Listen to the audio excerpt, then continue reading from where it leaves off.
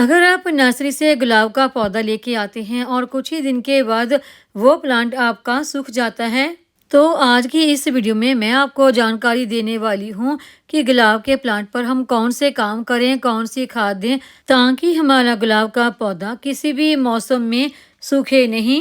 तो आज की इस वीडियो में मैं जो आपको खाद बताने वाली हूँ वो खाद हमारे गुलाब के पौधों के लिए बहुत ही अच्छी है और उस खाद के इस्तेमाल से हमारे गुलाब के पौधे पर बहुत सारी नई नई ब्रांच भी निकल के आएंगी और आपका गुलाब का पौधा हरा भरा घना बना रहेगा और उसके ऊपर बहुत सारी कलियां भी आएंगी।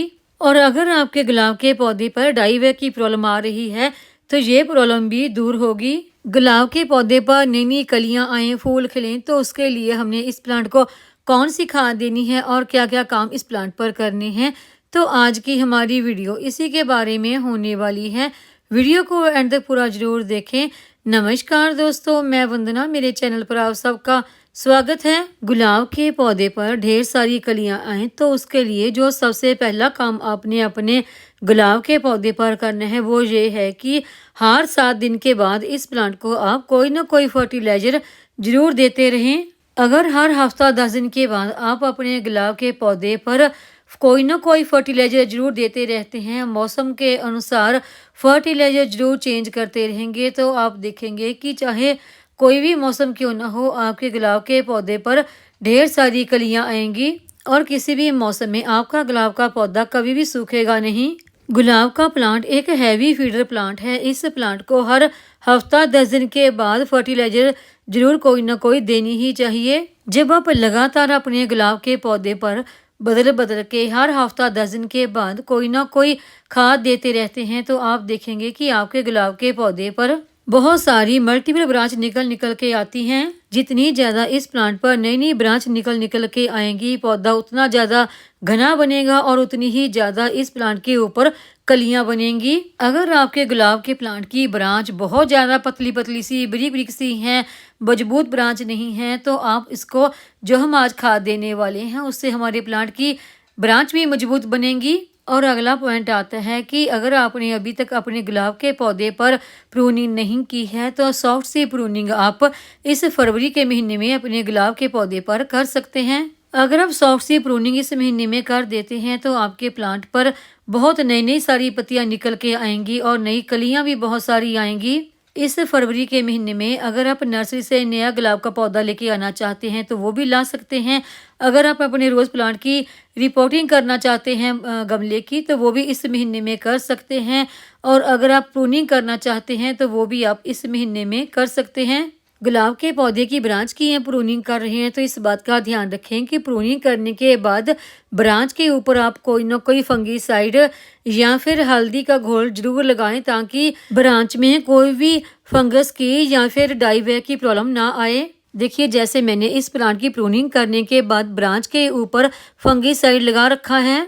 सर्दियों में गुलाब का पौधा खूब चलता है और इसमें अच्छी फ्लावरिंग भी होती है। आप अपने गुलाब के पौधे को अपने गार्डन में वहां पर रखें, यहाँ पर इसे कम से कम 4 से 5 घंटे की धूप तो जरूर ही मिलती रहे। और अगला पॉइंट आता है कि आपने अपने गुलाब के पौधे को जिस गमले में भी लगा रहे हैं ना, वो गमला थोड़ा सा डीप होना चाहिए।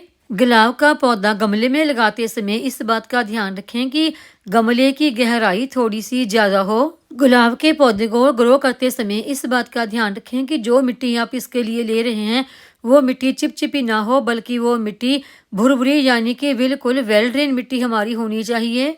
जब भी आप गुलाब का पौधा लगाने के लिए मिट्टी तैयार कर रहे हैं तो उसमें कोकोपीट और रेत का इस्तेमाल जरूर करें और बाकी रेशों के हिसाब से आप मिट्टी में बर्मी कंपोस्ट या फिर गोबर की पुरानी खाद का भी इस्तेमाल कर सकते हैं। इस तरह से मिट्टी आप तैयार करते हैं तो आप देखेंगे कि आपके गुलाब के पौधे पर बहुत सारी नई नई ब्रांच निकल के आएंगी, आपका पौधा भी हरा भरा घना बना रहेगा। और जो प्लांट की पतली पतली सी ब्रांच हैं वो ब्रांच भी मोटी होंगी, क्योंकि हम नाइट्रोजन से भरपूर अगर खाद देते हैं अपने पौधों को तो मल्टीपल ब्रांच तो निकल के आती हैं, साथ ही पौधे की पत्तियां भी बिल्कुल हरी हरी लश ग्रीन बनी रहती हैं। गुलाब के पौधे से अच्छी कलियां और अच्छी फूल लेने के लिए अगर आप हर 7 से 8 दिन के बाद अपने इस प्लांट को गोबर की पुरानी सड़ी हुई खाद का 1-1 चम्मच भी दे देते हैं तो आपको किसी और खाद को देने की जरूरत नहीं पड़ती।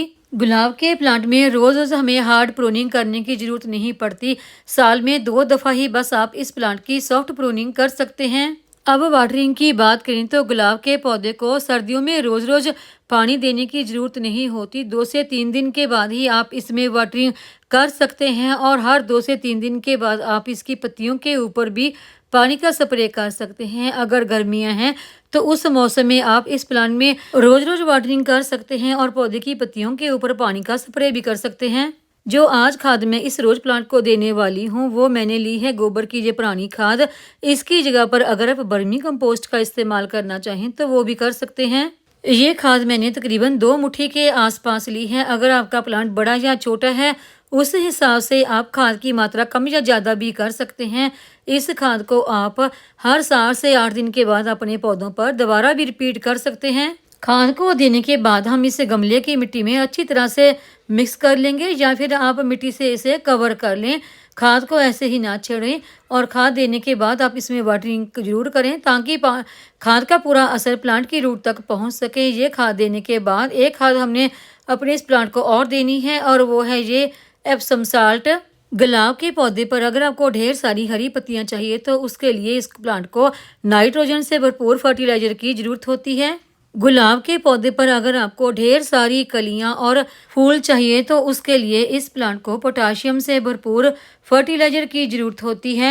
रोज प्लांट के ऊपर बेहतर रिजल्ट के लिए फरवरी के महीने में आप इसकी पत्तियों के ऊपर एप्सम साल्ट का स्प्रे भी कर सकते हैं और गमले की मिट्टी में इसको मिक्स भी कर सकते हैं। एप्सम साल्ट के इस्तेमाल से पहले प्लांट के ऊपर मल्टीपल ब्रांच निकल के आएंगी और प्लांट की बहुत सारी नई नई पत्तियां भी निकल के आएंगी और फिर इस पे ढेर सारी कलियां और फूल लेने के लिए मैं आपको दूसरी खाद भी बताऊंगी।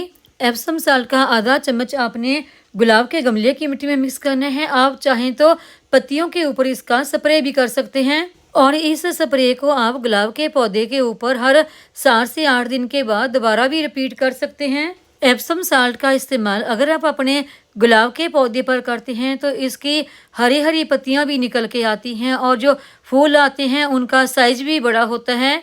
एप्सम साल्ट का आपने अपने प्लांट पर आधा चम्मच ही इस्तेमाल करना है, ज़्यादा मात्रा में इसका इस्तेमाल नहीं करना। आज की इस वीडियो में मैंने आपको गुलाब के पौधे को हम किस तरीके से हरा भरा घना बना सकते हैं, उसकी मल्टीपल ब्रांच निकल के आए और उसके ऊपर खूब सारी कलियां आए, फूल खिले, तो इस सब के बारे में कौन कौन सी हमने खाद इस्तेमाल करनी है इसकी जानकारी दी। तो उम्मीद है आपको ये आज की जानकारी की वीडियो पसंद आई होगी। वीडियो पसंद आई हो तो वीडियो को लाइक, सब्सक्राइब, शेयर और कमेंट जरूर करें। बेल आइकन को दबाएं ताकि मेरी आने वाली हर नई वीडियो का नोटिफिकेशन आपको मिलता रहे।